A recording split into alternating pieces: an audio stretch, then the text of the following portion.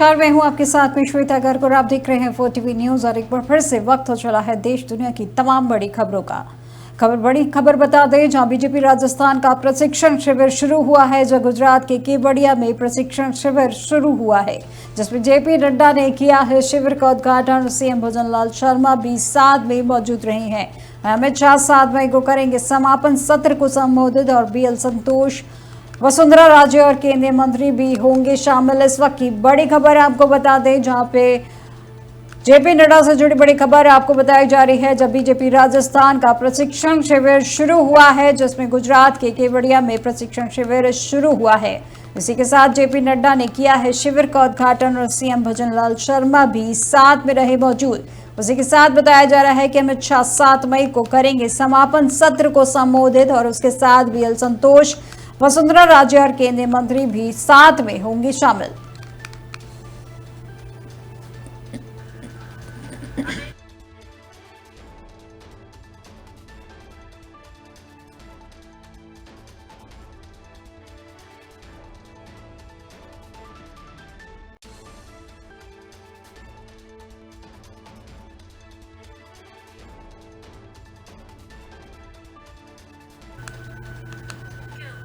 अब बड़ी खबर जयपुर से है, जहां रिश्वत लेते BAP के विधायक गिरफ्तार। जो ACP के शिकंजे में जय कृष्ण पटेल में खदान मालिक से की थी। उन्होंने 20 लाख की डील या सवाल हटाने की एवज में ली थी रिश्वत।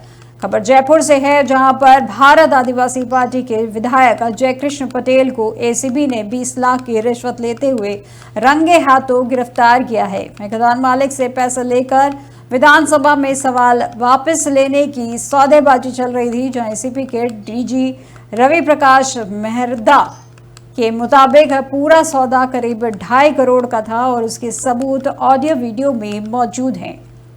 खबर जयपुर से आपको दिखाई जा रही है, जहां आपको बता दें कि जयपुर से खबर है, यहां भारत आदिवासी पार्टी के विधायक जय कृष्ण पटेल को ACP ने 20 लाख की रिश्वत लेते हुए रंगे हाथों गिरफ्तार किया है। वहीं खदान मालिक से पैसे लेकर विधानसभा में सवाल वापस लेने की सौदेबाजी चल रही थी, जहां ACP के DG रवि प्रकाश मेहरदा के मुताबिक पूरा सौदा करीब 2.5 करोड़ का था और उसके सबूत ऑडियो वीडियो में मौजूद हैं।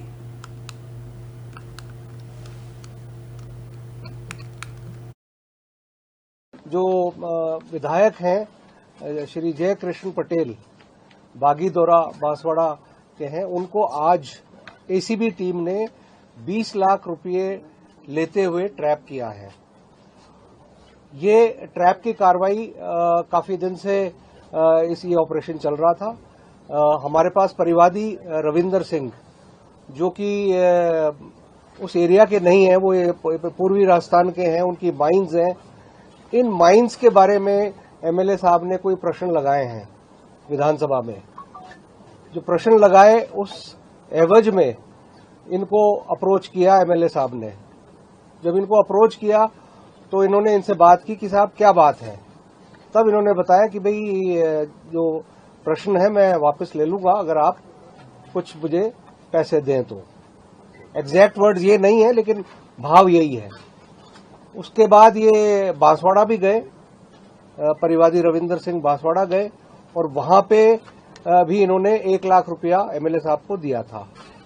वो सारा रिकॉर्डेड है, ऑडियो और वीडियो ACB की टीम से, ACB के डिवाइसेस में सब कुछ रिकॉर्डेड है। और फिर आज अंततः ये आने को यहाँ तैयार नहीं थे MLA साहब, लेकिन काफी मुझे लगता है कि एक तरह से डेस्परेशन था और आज ये यहाँ आए MLA क्वार्टर्स पे और MLA क्वार्टर परिसर में आज ये जो ट्रैप की कार्रवाई है उसको अंजाम दिया गया। 20 लाख रुपए लिए गए। अब खबर मोरबी से है, जहां मोरबी में पेपर गोदाम में भीषण आग लगी है, जहां मालिया हलवाद हाईवे पर यह हादसा हुआ है, जहां दमकल की गाड़ियां मौके पर मौजूद हैं, जिसमें 10,000 मीट्रिक टन माल जलने की आशंका जताई जा रही है। दरअसल गुजरात के मोरबी में मालिया हलवाद राजमार्ग पर स्थित एक पेपर गोदाम में भीषण आग लग गई, जहां आग लगते ही दमकल की कई गाड़ियां मौके पर पहुंच गई हैं और आग बुझाने का काम जारी है। पेपर बिल के डायरेक्टर राजेश पटेल के मुताबिक गोदाम में करीब 10,000 मीट्रिक टन कच्चा माल रखा था, जो आग की चपेट में आ गया है। खबर गोरखपुर मोरबी से आपको दिखाई जा रही है, जहां आपको बता दें कि एक मोरबी में मालिया हलवाद राजमार्ग पर स्थित एक पेपर गोदाम में भीषण आग लग गई, जहां आग लगते ही दमकल की कई गाड़ियां मौके पर पहुंच गई हैं और आग बुझाने का काम जारी है। वहीं पेपर मिल के डायरेक्टर राजेश पाटिल के मुताबिक गोदाम में करीब 10,000 मीट्रिक टन कच्चा माल रखा था, जो आग की चपेट में आ गया है।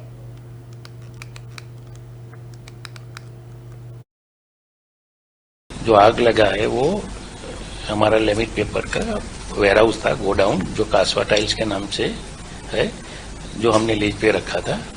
उसमें हमारा पेपर का रॉ मटेरियल्स है। तो उसमें करीब 4 बजे के करीब हमको मालूम पड़ा कि उसमें आग लगा है।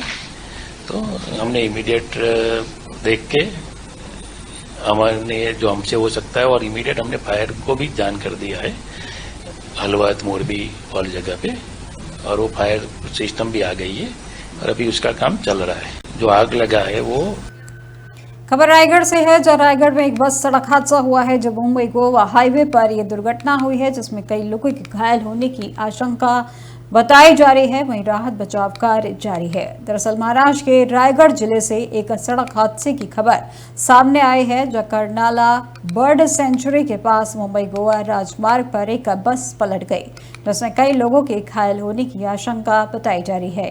वहीं हादसे के वक्त बस पलटने से महाड़ की ओर जा रही थी, जहां पर स्थानीय पुलिस और बचाव दल मौके पर राहत कार्य में जुटे हुए हैं और घायलों को पास के अस्पताल में भर्ती कराया गया है। वहीं हादसे की वजह अब तक साफ नहीं हो पाई है। वहीं अधिकारी जांच में जुटे हुए हैं।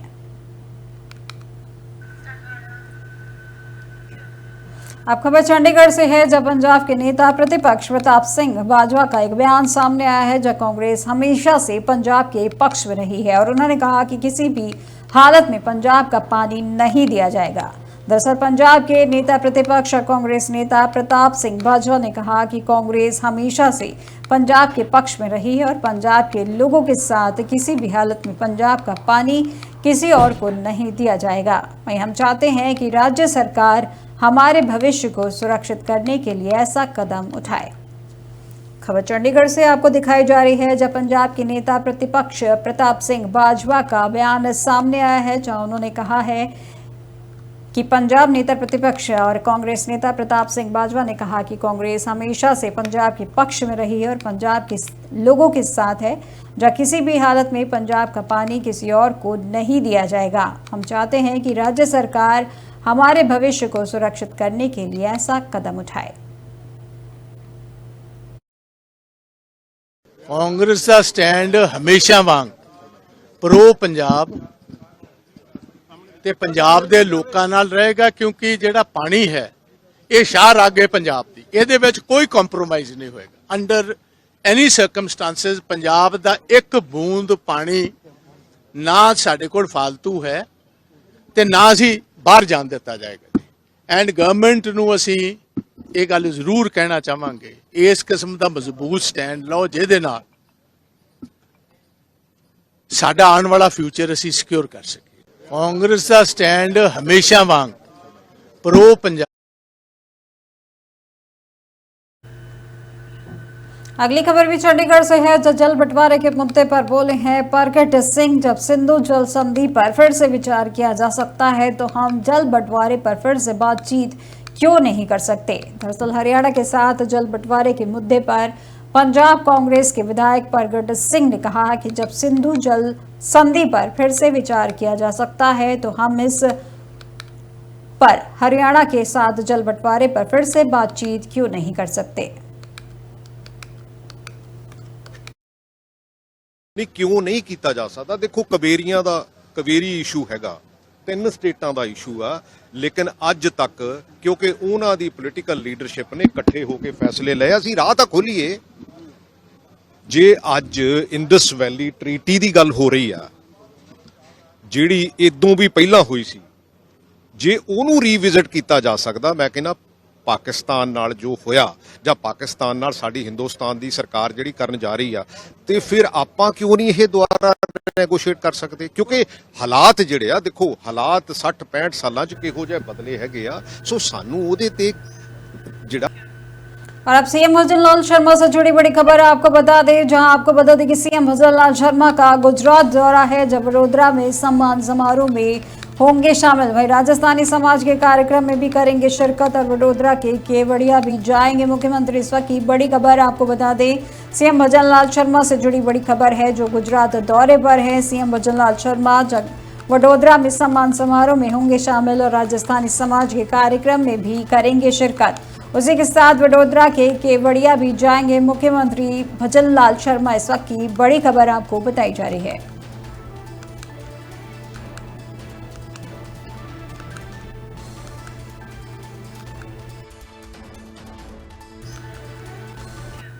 और अब अगली खबर असम से है। असम के मुख्यमंत्री हेमंत बिस्वा शर्मा का एक ट्वीट सामने आया है, जब पाक में भारत के साथ शांति की बात करना अपराध बताया है। उन्होंने कहा कि मुख्यधारा के मंचों पर दिया जाता है बढ़ावा।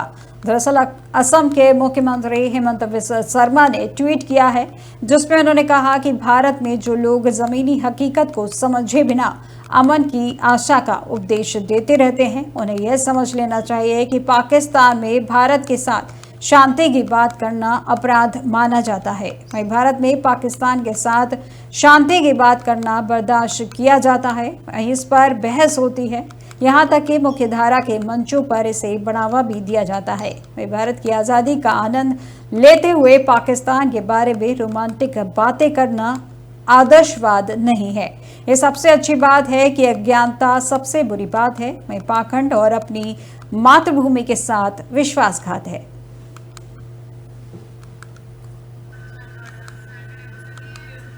अब अगली बड़ी खबर दिल्ली से है, जहां आपके पूर्व विधायक नरेश बाल्यान पर माकोका का मामला जरावजनी कोर्ट ने पूरक आरोप पत्र की प्रतियां कराई है उपलब्ध। नरेश बाल्यान अन्य आरोपियों की प्रतियां कराई है उपलब्ध। दस्तावेजों की जांच के लिए अगली तारीख सूचीबद्ध की गई है, जहां कोर्ट में 19 मई को होगी अगली सुनवाई। इस वक्त की बड़ी खबर आपको राजधानी दिल्ली से जुड़ी बड़ी खबर आपको बताई जा रही है, जहां आपके पूर्व विधायक नरेश बाल्यान पर माकोका मामला जरावजनी कोर्ट ने पूरक आरोप पत्र की प्रतियां कराई है उपलब्ध। नरेश बाल्यान अन्य आरोपियों की प्रतियां कराई है उपलब्ध। वहीं दस्तावेजों की जांच के लिए अगली तारीख सूचीबद्ध की गई है, जिसमें कोर्ट में 19 मई को होगी अगली सुनवाई। इस वक्त की बड़ी खबर आपको राजधानी दिल्ली से बताई जा रही है।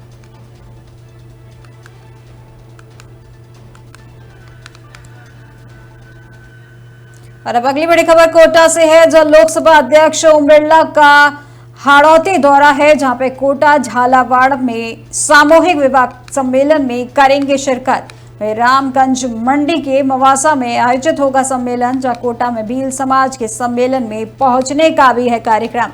उसी के साथ खैराबाद में लोकसभा अध्यक्ष के झालावाड़ जाने का है कार्यक्रम। इस वक्त की बड़ी खबर आपको कोटा से जुड़ी बड़ी खबर आपको बताई जा रही है, जहां लोकसभा अध्यक्ष ओम बिरला का हाड़ौती दौरा है, जहां कोटा झालावाड़ में सामूहिक विवाह सम्मेलन में करेंगे शिरकत और रामगंज मंडी के मवासा में आयोजित होगा ये सम्मेलन। कोटा में भील समाज के सम्मेलन में पहुंचने का भी है कार्यक्रम, जो खैराबाद से लोकसभा अध्यक्ष का झालावाड़ में जाने का है कार्यक्रम। इस वक्त की बड़ी खबर आपको कोटा से बताई जा रही है। खबर श्रावस्ती जिले से है, जहां रविवार को तीनों तहसीलों जमुना, भिनगा और इकोना में यह कार्रवाई की गई है। दरअसल जमुना तहसील में ग्राम कुंडा, इमलिया, करनपुर और खलीफतपुर के स्थित 3 मदरसे ध्वस्त किए गए हैं, जहां भिनगा के भंठेवा और इकोना के अलीनगर में 2 अन्य मदरसे भी गिराए गए हैं। साथ ही खावा पोखर गांव में खलिहान की जमीन पर बने अवैध ईदगाह को भी हटाया गया है। इसके अलावा इकोना तहसील के रंकीपुरवा और खावा पोखर स्थित 2 मदरसे वैध दस्तावेज न प्रस्तुत कर पाने पर सील कर दिए गए। आज जनपद में जो ग्राम सभा शासकीय भूमि पर निर्मित जो स्ट्रक्चर थे उनको गिराया गया है।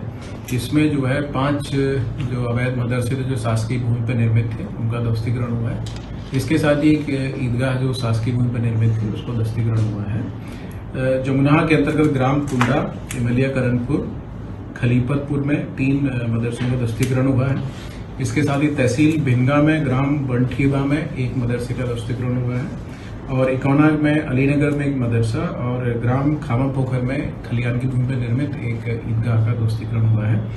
इसके साथ ही विकासखंड इकोना में अन्य 2 मदरसे जो गैर मान्यता प्राप्त थे उनको जो है सील किया गया है। इस प्रकार से अब तक 9 अलग अलग स्थानों पर ध्वस्तीकरण की कार्रवाई हुई है और लगभग 55 मदरसे।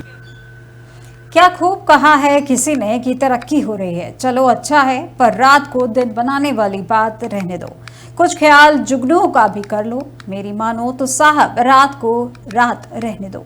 ये अल्फाज हमारे देश के युवाओं के लिए हैं जिसने चकाचौंध भरी दुनिया में अपनी अलग पहचान बनाने में लगे हुए हैं। न रात को रात और न ही दिन को दिन समझ रहे हैं, बस लगातार संघर्ष किए जा रहे हैं।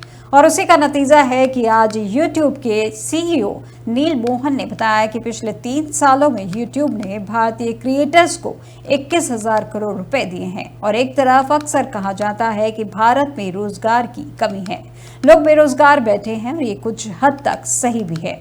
लेकिन ये भी उतना ही सच है कि अगर आपके पास आइडिया है तो आप भूख और बेरोजगार नहीं रह सकते। इसलिए सरकार की बार बार कह रही है कि नवाचार के माध्यम से पैसे ले जाओ और रोजगार करने के बदले रोजगार देने वाला बनो। तो आइए चलिए सोशल मीडिया साइट के माध्यम से जो आ रही है और नवाचार वाले युवाओं को YouTube करोड़पति बना रही है, उन्होंने और क्या क्या सोचा है देश के युवाओं के लिए, इस पर देखिए हमारी ये खास रिपोर्ट। देश के युवाओं के लिए एक अच्छी खबर है कि YouTube कंपनी देश के क्रिएटर्स को बढ़ावा देने के लिए 850 करोड़ रुपए का और निवेश करने जा रही है। और यह बयान तब आया जब YouTube ने नवाचार क्रिएटर्स को 21,000 करोड़ रुपए दिए हैं। और ये सारी बातें उस वेब सम्मेलन में सामने आई जिसका उद्घाटन देश के प्रधानमंत्री नरेंद्र मोदी स्वयं करने पहुंचे थे। अब ये आंकड़ा उन लोगों को पूरी तरह गलत साबित कर दिया जो ये कहते थे कि आज के युवाओं के पास कोई काम धंधा नहीं है। आज के युवा सिर्फ अपने भविष्य के साथ खिलवाड़ कर रहे हैं। जब कोई ये कहता है कि अरे तुझे पता है वो YouTube चैनल से बढ़िया कमाई कर रहा है, ज्यादातर बात सच लगती है तो कई बार झूठ भी। अब YouTube ने खुद बताया कि उसने भारतीयों के जेबें भरने में कितना बड़ा रोल प्ले किया है। YouTube के CEO नील मोहन ने कहा कि बीते 3 साल में YouTube ने भारत के क्रिएटर्स यानी यूट्यूबर्स, एक्टर्स और मीडिया कंपनियों को 21,000 करोड़ रुपए दिए हैं। और आगे यह और बढ़ सकता है क्योंकि YouTube इन तमाम क्रिएटर्स को बढ़ावा देने के लिए 850 करोड़ रुपए का निवेश करेगा। ये सारी बातें मुंबई में चल रहे मेगा इवेंट वेब्स में सामने आई। YouTube CEO ने खुद कहा कि वे इन क्षेत्रों में और निवेश करने वाले हैं जो भारत के कंटेंट क्रिएटर्स, मीडिया कंपनियों को आगे बढ़ाने में मदद कर सकती है। करियर और कारोबार के नए रास्ते खुलेंगे। और सबसे खास बात जो बताया गया वो ये कि पिछले साल भारत में बने कंटेंट को दूसरे देशों में 45 अरब घंटे देखा गया। अब आप सोचिए कि भारतीय यूट्यूबर्स इंटरनेट पर कितने छाए हुए हैं। नील मोहन ने तो यहाँ तक भारतीय युवाओं के काबिलियत के कसीदे भी पढ़े। उन्होंने भारत को एक नए विचारों वाला क्रिएटर नेशन कहा। आगे उन्होंने बताया कि पिछले साल भारत के 10 करोड़ से ज्यादा YouTube चैनलों ने कंटेंट अपलोड किया। उनमें से 15,000 से ज्यादा चैनल ऐसे हैं जिनके पास 10 लाख से अधिक सब्सक्राइबर्स हैं। और हाल ही में 10 लाख से ज्यादा सब्सक्राइबर्स वाले YouTube चैनल तेजी से बढ़े हैं। खुद पीएम के YouTube चैनल पर 2.5 करोड़ से ज्यादा सब्सक्राइबर हैं। हाल ही में YouTube के 20 साल हो गए हैं। कंपनी ने कई नए फीचर्स को लाने की बात भी कही है। आपको बता दें कि आने वाले दिनों में ऐसे फीचर्स को लाया जा सकता है जिसके बाद कमेंट में बोलकर अपनी बात कही जा सकेगी। और इसके साथ ही आस्क म्यूजिक फीचर्स को लाया जाएगा। इससे YouTube प्रीमियम और म्यूजिक यूजर्स अपने मूड के बारे में बता सकेंगे। उस बेस पर उन्हें म्यूजिक सुनाई देगा। शुरुआत में यह सपोर्ट अंग्रेजी में होगा। वहीं टीवी में YouTube देखने वाले यूजर्स को जल्द मल्टी व्यूज की सुविधा भी मिलेगी, यानी व्यूअर अपनी टीवी स्क्रीन पर अलग अलग कंटेंट एक साथ देख पाएंगे। अब इससे यह तो साफ हो जाता है कि भारत में नए नए आइडिया सोचने वालों की कोई कमी नहीं है। हमारे युवाओं में जबरदस्त ऊर्जा, सोचने की क्षमता और कुछ नया करने का जज्बा है। वे तकनीक, विज्ञान, कला और संस्कृति में नए आयाम स्थापित कर रहे हैं। कमी केवल इस बात की है कि उन्हें अपने विचारों को साकार करने के लिए सही मार्गदर्शन, संसाधन और मंच मिल सके। यदि हम उन्हें उपयुक्त अवसर और समर्थन दें तो ये युवा न केवल आत्मनिर्भर रहेंगे बल्कि भारत की संस्कृति, इतिहास और विचारधारा को पूरी दुनिया में फैलाने की ताकत भी रखेंगे। और यही असली शक्ति है। प्रधानमंत्री नरेंद्र मोदी ने विंझनझम अंतर्राष्ट्रीय गहरे पानी के बहुउद्देशीय बंदरगाह का उद्घाटन किया और यह परियोजना 7900 करोड़ रुपए की लागत से बनाई गई है और भारत के दक्षिणी राज्य केरल के तिरुवनंतपुरम में स्थित है। इस अवसर पर केरल के मुख्यमंत्री पिनाराई विजयन और अडानी समूह के अध्यक्ष गौतम अडानी भी मौजूद रहे। यह बंदरगाह देश के आर्थिक विकास में सहायक होगा क्योंकि यहां से भारत में तैयार वस्तुओं का देश के अलग अलग हिस्सों में निर्यात किया जाएगा। तो इस बंदरगाह के बारे में खास जानकारी के लिए देखिए हमारी खास रिपोर्ट। केरल की जनता को प्रधानमंत्री नरेंद्र मोदी ने शुक्रवार को 8,900 करोड़ रुपए की सौगात दी। इस दौरान उन्होंने हजारों करोड़ की लागत से निर्मित vision gym international deep water multipurpose support को राष्ट्र को समर्पित किया। इस दौरान मुख्यमंत्री पिनराई विजयन भी मौजूद रहे। केरल सरकार की इस महत्वाकांक्षी परियोजना को Adani ports and special economy zone limited की ओर से सार्वजनिक निजी भागीदारी के तहत विकसित किया गया है। प्रधानमंत्री नरेंद्र मोदी ने उद्घाटन के दौरान भारतीय समुद्री शक्ति की ऐतिहासिक भूमिका पर प्रकाश डाला। उन्होंने कहा, गुलामी से पहले हमारे भारत ने हजारों वर्षों की समृद्धि देखी है। एक समय था जब भारत का वैश्विक जीडीपी में बड़ा हिस्सा था। आगे उन्होंने कहा, साथियों, गुलामी से पहले हमारे भारत ने हजारों वर्ष की समृद्धि देखी है। एक समय में ग्लोबल जीडीपी में मेजर शेयर भारत का हुआ करता था। उस दौर में हमें जो चीज दूसरे देशों से अलग बनाती थी वो थी हमारी मैरीटाइम कैपेसिटी, हमारी पोर्ट सिटीज की इकोनॉमिक एक्टिविटी। केरला का इसमें बड़ा योगदान था। विजन जिम बंदरगाह गहरे पानी का बंदरगाह है, जिसका मतलब है कि ये बड़े और भारी जहाजों के लिए भी उपयुक्त है। ये परियोजना Adani ports and special economy zone limited द्वारा सार्वजनिक निजी भागीदारी मॉडल के तहत विकसित की गई है। इस बंदरगाह के माध्यम से व्यापार, शिपिंग और समुद्र तटों के साथ जुड़े आर्थिक क्षेत्रों में कई नए अवसर खुलेंगे। इस बंदरगाह का निर्माण अंतर्राष्ट्रीय व्यापार के दृष्टिकोण से अत्यंत महत्वपूर्ण है क्योंकि ये भारत को विश्व व्यापार मार्गों से जोड़ने में मदद करेगा। ये भारतीय समुद्री व्यापार को एक नया आयाम देगा और विदेशी निवेश को आकर्षित करेगा। इसके अलावा विजन जिम बंदरगाह का एक अन्य उद्देश्य भारत के समुद्री मार्गों को मजबूत बनाना है। भारत में सार्वजनिक और निजी भागीदारी के तहत बुनियादी ढांचे के निर्माण की क्षमता बढ़ाई जा रही है और विजन जिम बंदरगाह इस दिशा में महत्वपूर्ण कदम है। विजन जिम बंदरगाह न केवल आयात निर्यात के लिए आदर्श है, बल्कि इसके जरिए खाद्य पदार्थों, कच्चा माल और औद्योगिक सामानों का सुरक्षित और तेज परिवहन संभव होगा। इससे भारत के व्यापारिक संबंधों में सुधार होगा, खासकर एशियाई और अफ्रीकी देशों के साथ। विजन जिम अंतर्राष्ट्रीय गहरे पानी के बहुउद्देशीय बंदरगाह का उद्घाटन भारतीय समुद्री और व्यापारिक भविष्य के लिए एक महत्वपूर्ण कदम है। ये बंदरगाह केवल केरल बल्कि संपूर्ण भारत के लिए एक नई दिशा लेकर आएगा, जो भारत के समुद्री उद्योग और आर्थिक समृद्धि को एक नया आयाम देगा। प्रधानमंत्री नरेंद्र मोदी की इस उद्घाटन के माध्यम से स्पष्ट हो गया है कि भारत एक समृद्ध और आधुनिक समुद्री ताकत के रूप में उभरने की दिशा में अग्रसर हो गया है। देश दुनिया की तमाम बड़ी खबरों में फिलहाल बस इतना ही और अधिक जानकारी के लिए देखते रहिए 4TV न्यूज। नमस्कार।